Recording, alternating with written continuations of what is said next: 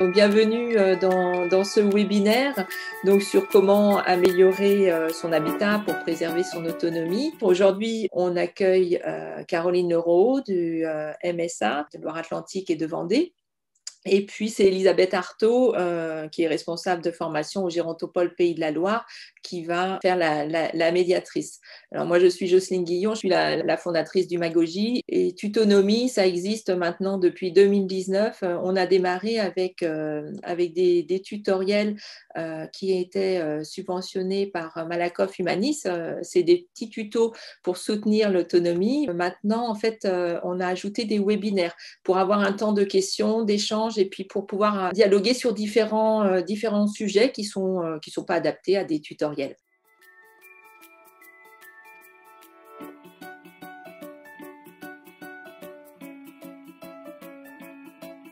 Donc, bonjour à tous. Elisabeth Artaud, je suis responsable formation et territoire au Gérontopole des Pays de la Loire. Depuis 6 ans que je travaille au Gérontopole des Pays de la Loire, j'ai eu l'occasion d'aborder à plusieurs reprises cette question de l'habitat sous plusieurs angles différents. Et ça nous semblait vraiment intéressant qu'il y ait ce webinaire sur l'adaptation de l'habitat, tout simplement parce que aujourd'hui, 90% des personnes âgées vivent à domicile. Alors même si on veut vous donner des chiffres plus précis sur les Pays de la Loire, c'est 87% des plus de 75 ans qui vivent à domicile dans les Pays de la Loire. Donc 87% des personnes âgées de plus de 75 ans vivent à domicile. Et malheureusement, on constate à l'échelle nationale 450 000 chutes par an. Et dans ces 450 000 chutes par an de personnes âgées, 62% le sont à domicile. Donc, bien plus de la moitié le sont à domicile et non pas dans la rue, par exemple. Donc, le domicile, qui est le lieu majoritaire de vie des personnes qui vieillissent, est aussi un lieu d'accidentologie, où il peut y avoir des accidents que sont les chutes. Et ces chutes, elles ont 2 conséquences majeures. D'abord, la première, c'est que ces 450 000 chutes par an, elles entraînent le décès de 9 000 personnes par an. Donc, ce sont des décès qui sont tout à fait évitables pour la plupart d'entre eux. Et donc, bien sûr, il faut travailler à éviter ces décès liés à des chutes. Et puis, le second point, c'est lorsque la chute n'entraîne pas le décès, et donc ça, c'est la majorité des cas, on sait que la chute pour une personne âgée, c'est un facteur, on va dire, aggravant ou un facteur de risque d'entrée en perte d'autonomie. Or, là aussi, on sait que la perte d'autonomie n'est pas une fatalité, que la dépendance n'est pas une fatalité, et qu'en travaillant sur son environnement de manière générale et son environnement de proximité qui est son lieu d'habitation, on peut éviter des chutes et donc on peut éviter cette cause d'entrée en perte d'autonomie. Donc, c'est parce que ces chutes sont évitables qu'on a souhaité, nous, depuis longtemps, travailler sur ce sujet au sein du Gérontopole. Et il faut savoir qu'il y a beaucoup d'aides qui permettent de passer à l'acte aujourd'hui. Il y a beaucoup aussi d'acteurs professionnels qui peuvent vous aider à faire les bons choix pour adapter votre logement. Mais bien sûr, ça nécessite de les connaître. C'est la raison pour laquelle je vais laisser la parole à Caroline Leroux de la MSA Loire-Atlantique-Vendée, qui va vous expliquer à la fois un peu les processus par lesquels passer pour ne pas se tromper, pour être bien orienté, bien conseillé, bien guidé, bien aidé, et au final, donc, adapter votre logement à vos besoins. Merci beaucoup Elisabeth pour cette présentation. Ce qu'on va faire, donc la présentation va se dérouler en 4 temps. Pourquoi aménager son habitat, tout simplement. Quelles aides financières existent. Surtout, comme c'est complexe, comment se faire aider dans les démarches. Et ensuite, je vous présenterai un petit outil que j'ai créé avec l'aide d'ergothérapeutes il y a maintenant 2 ans, 3 ans. Une application destinée vraiment à se rendre compte de ce que peut représenter l'adaptation d'un logement, qui s'appelle Choisis le toit. On en parlera rapidement en fin d'intervention. Donc, tout d'abord, pourquoi aménager son habitat? Eh bien, comme Elisabeth le disait en introduction, tout d'abord pour sa sécurité, mais pas que, aussi tout simplement pour le confort au quotidien à son domicile. Alors, la sécurité, Elisabeth en parlait, quand on pense sécurité au domicile, eh bien, on pense chute. Donc, vous avez entendu, 450 000 personnes par an. Alors, il y a plusieurs causes, ça peut être aussi lié à des problèmes de santé, mais il y a quand même une majorité des chutes qui concernent les trois quarts, je crois, qui concernent des personnes qui sont en bonne santé. Donc, ça veut dire c'est l'accident domestique, quoi. Dès lors, comment diminuer le nombre de chutes? Eh bien, on va penser à sécuriser son environnement. Sécuriser son environnement, ça peut se faire tout d'abord déjà par des choses toutes bêtes que vous pourrez mettre en pratique dès la fin du webinaire. Ça va être éliminer des obstacles. Il y a pas mal de chutes dans les escaliers ou dans les couloirs. Donc, si vous avez des meubles qui entravent un espace comme ça de passage, de circulation dans le domicile, ça va être le déplacer, le mettre dans un endroit qui va être moins gênant. Éliminer ou coller au sol les tapis pour éviter de se prendre les pieds dedans. Éliminer ou fixer au mur ou sur les plinthes les rallonges. Vous voyez, ce sont des choses vraiment basiques qu'on peut faire très très facilement et qui vont déjà vous sécuriser au domicile. On pense aussi à l'éclairage. L'éclairage, c'est fondamental, en particulier dans les espaces, je le disais là, de circulation. Ça va être multiplier les points d'éclairage, ça va être augmenter la puissance de ces ampoules quand c'est possible, bien sûr, dans la limite de ce que le permet l'équipement. Et puis, il y a quelque chose de tout bête auquel on ne pense pas forcément, c'est aussi tout simplement dépoussiérer les ampoules. Vous le voyez sur la photo que j'ai mise en illustration, quand on n'a pas de vis-à-vis, enlever les rideaux qui peuvent occulter la lumière du jour, faire enlever les petits bois sur les fenêtres, vous voyez, pour vraiment permettre à la lumière de rentrer. Et puis, ça peut être aussi, là, on va passer un petit step, contraster les murs et les sols. Donc, on va rentrer dans quelque chose qui nécessite un petit peu de travaux. Contraster les nez de marche, contraster les interrupteurs aussi, pour mieux se repérer à son domicile. Et du coup, vous voyez, l'interrupteur, par exemple, ça va vous permettre facilement de pouvoir, si vous vous levez, atteindre la lumière et ainsi limiter les risques de chute. Et puis après, on va avoir encore un step supplémentaire qui va consister à installer des aides techniques. On pense à des barres d'appui, ça c'est très connu. Aujourd'hui, on peut trouver très facilement des modèles qui ne ressemblent pas du tout à des modèles d'hôpital. Il y a des choses, il y a eu beaucoup de travail. D'ailleurs, le Gérontopole y participe activement sur tout ce qui est design de ces équipements pour les seniors. Et donc, on peut avoir des équipements qui sont assez esthétiques et qui ne dénaturent pas vraiment la décoration de notre intérieur. On pourra y revenir dans les questions, si vous voulez, sur les aides qui sont possibles, les aides techniques qui sont possibles.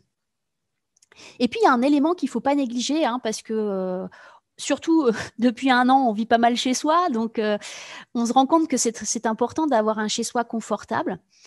Et puis, on y a droit, tout simplement, avoir un chez-soi confortable, d'autant plus quand on vieillit.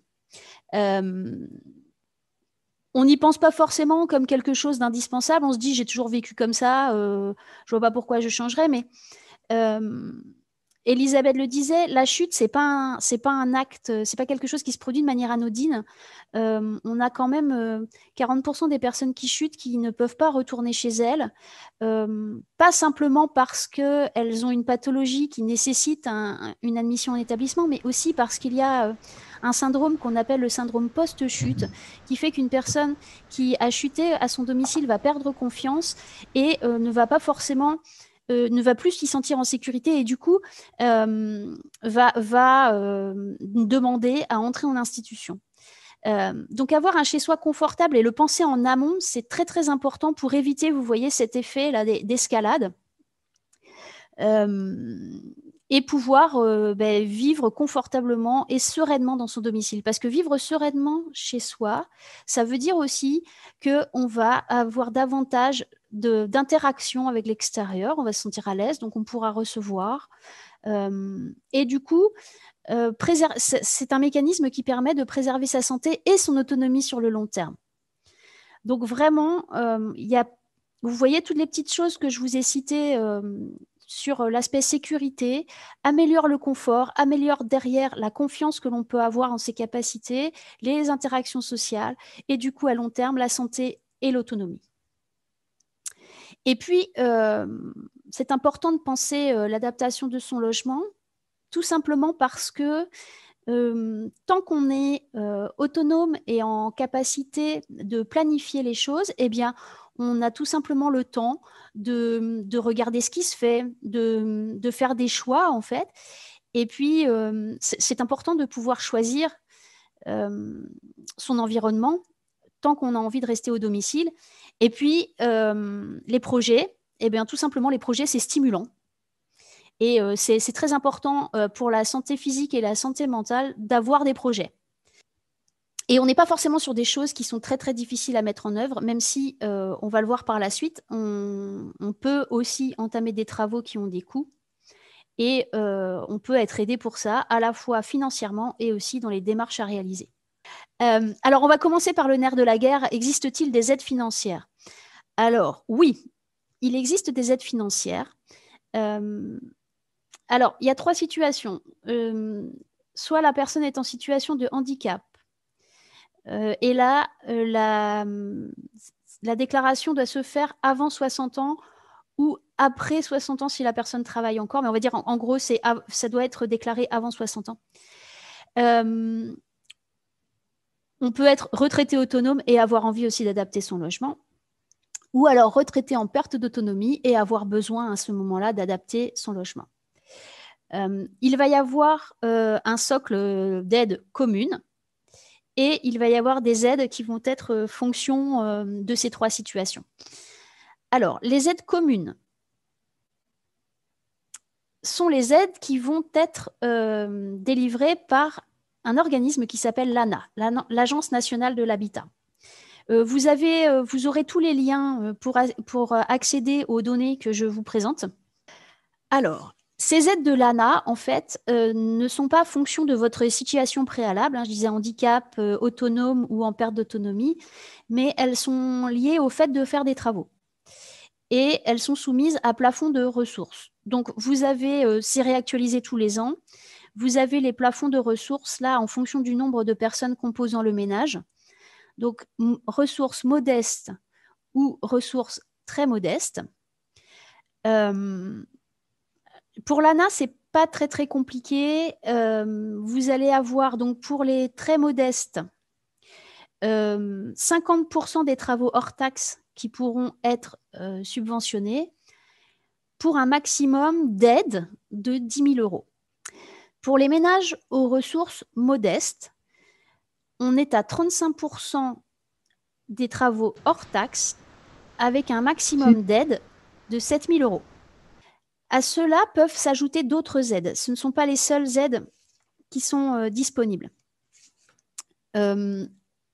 Et c'est là que ça se complexifie. Je vais quand même vous le donner, mais vous allez voir, après, il y a des organismes qui sont habilités à vous accompagner dans les démarches, donc ça va simplifier les choses.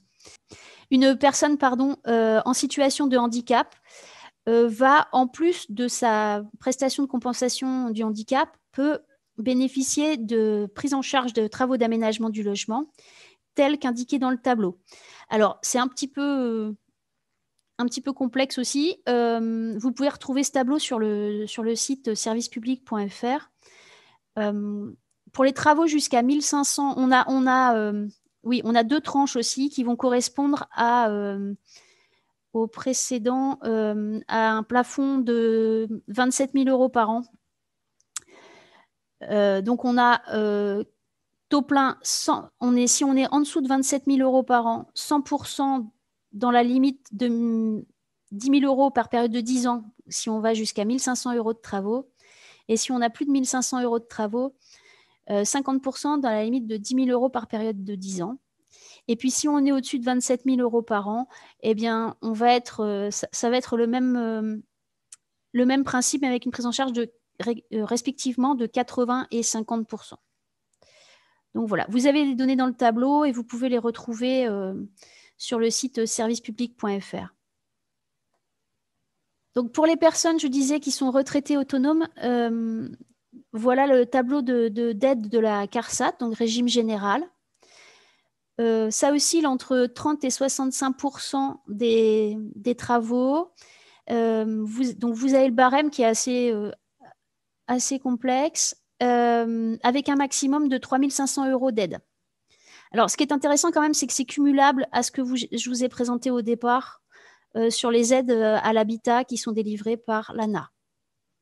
Pour les personnes qui ne sont pas autonomes, il va falloir s'adresser au département, les retraités non autonomes. Il va falloir s'adresser au département. Et donc là, comme on est...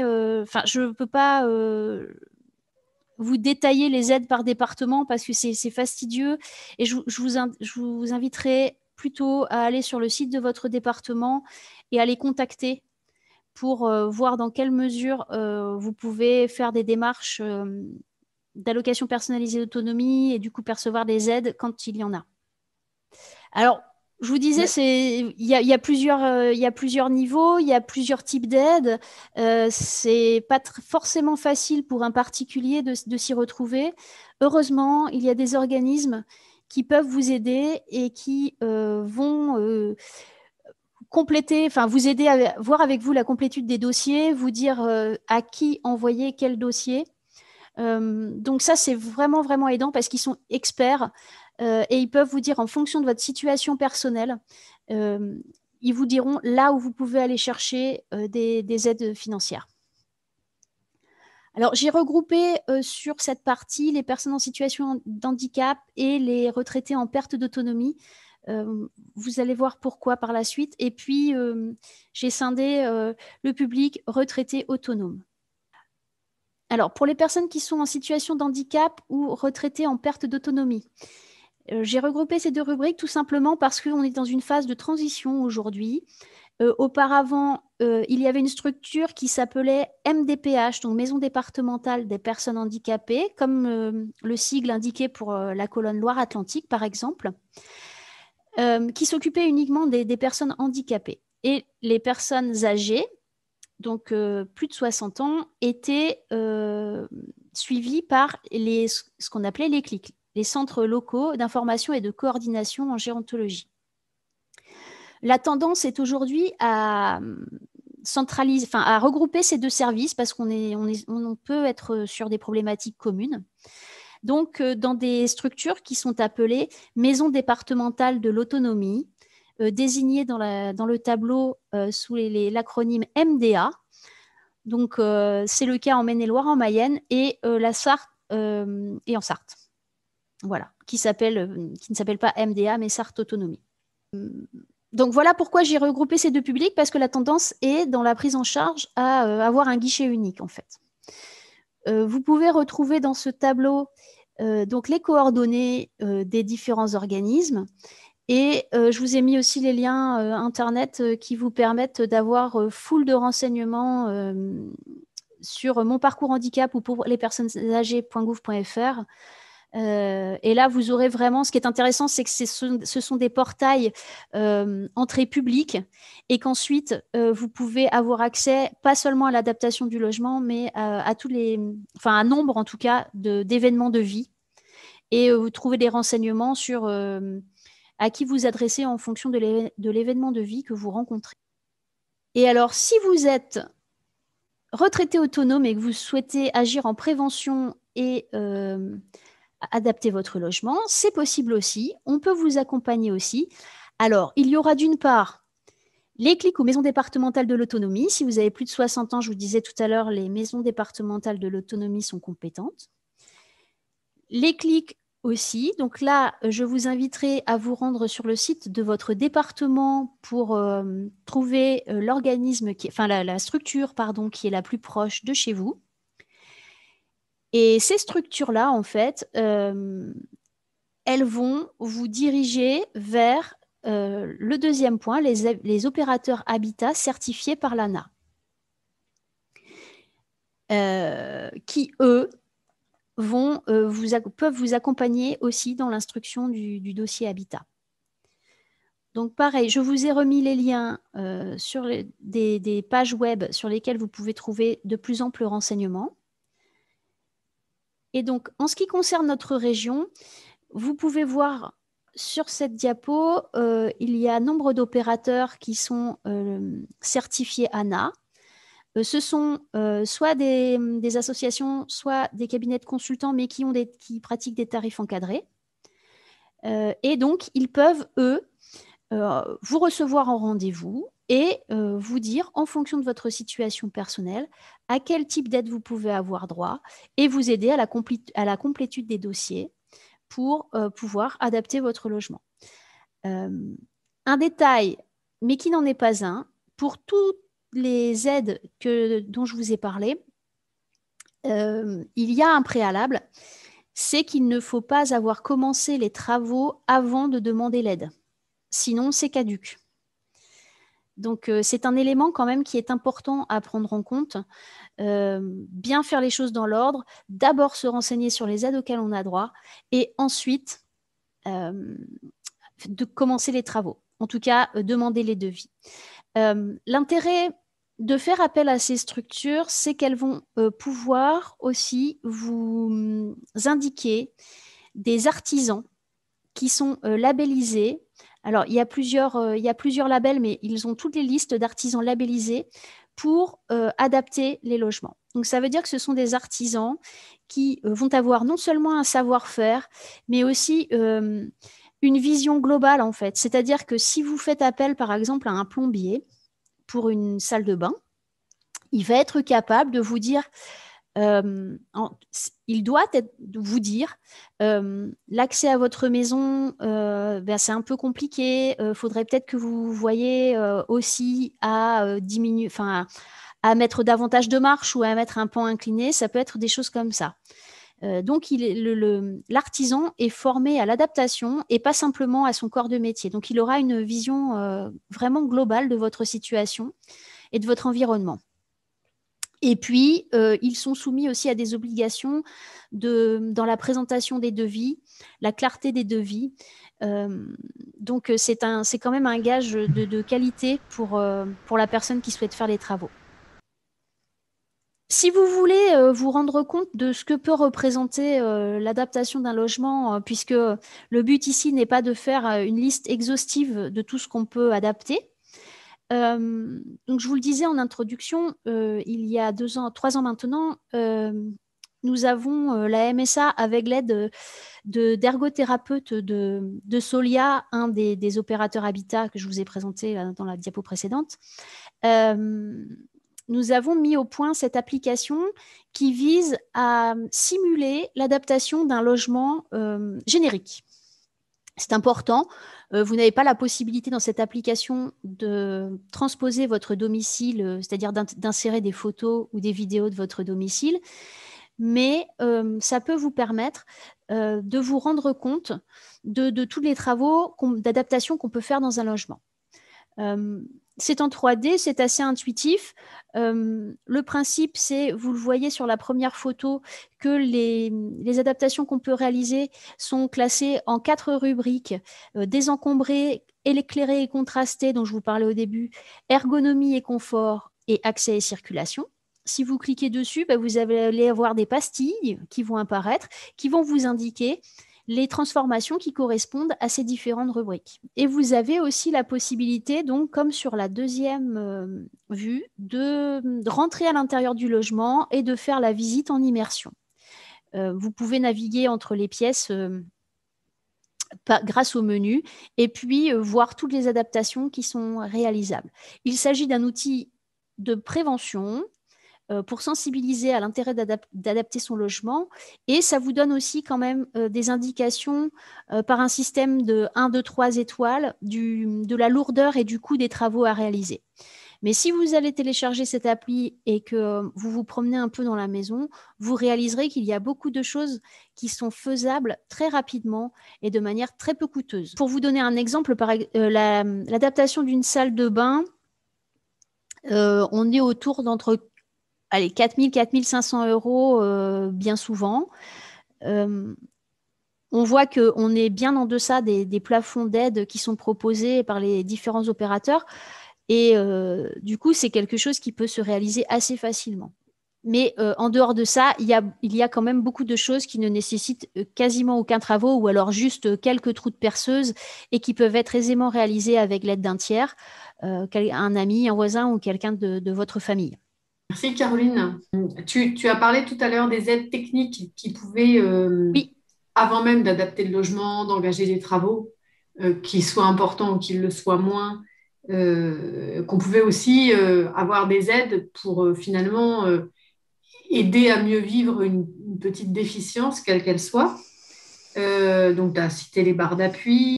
Où est-ce qu'on les trouve, ces aides techniques? Comment on fait pour les trouver? Il y a des opérateurs qui commercialisent ces aides techniques, mais moi, ce que je conseillerais dans un premier temps, déjà, c'est de faire venir une ergothérapeute à son domicile pour évaluer le besoin, parce que c'est pas la peine non plus de mettre des barres d'appui de tous les mètres, hein, ça sert à rien.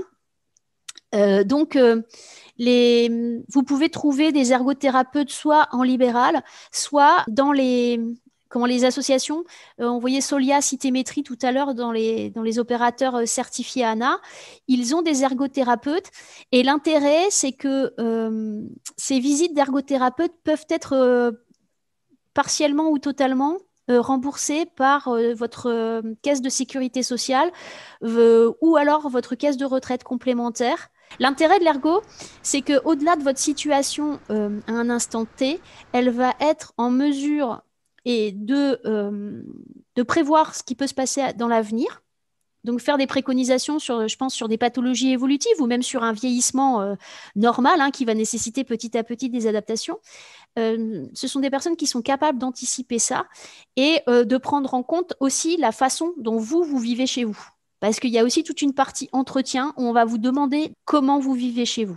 Donc, je vous encourage à faire appel à ces professionnels-là qui sont vraiment des spécialistes de l'adaptation et des aides techniques. Donc, ces ergothérapeutes, alors effectivement, il y a quelques commentaires qui viennent augmenter la discussion. Soit c'est ils me seront renseignés par le CLIC ou par la maison départementale d'autonomie, c'est-à-dire par le conseil départemental. Soit on peut effectivement faire appel à la caisse de retraite complémentaire dont la plupart des retraités dépendent, c'est-à-dire à l'AGIRC, ARCO, qui propose à partir de 75 ans un diagnostic quasiment gratuit d'un ergothérapeute qui passe à votre domicile et qui va faire un diagnostic et vous apporter à la fois des conseils et peut-être des préconisations de travaux. Et donc, oui, ce serait la première phase finalement, faire venir un ergothérapeute chez soi pour savoir ce dont on a vraiment besoin.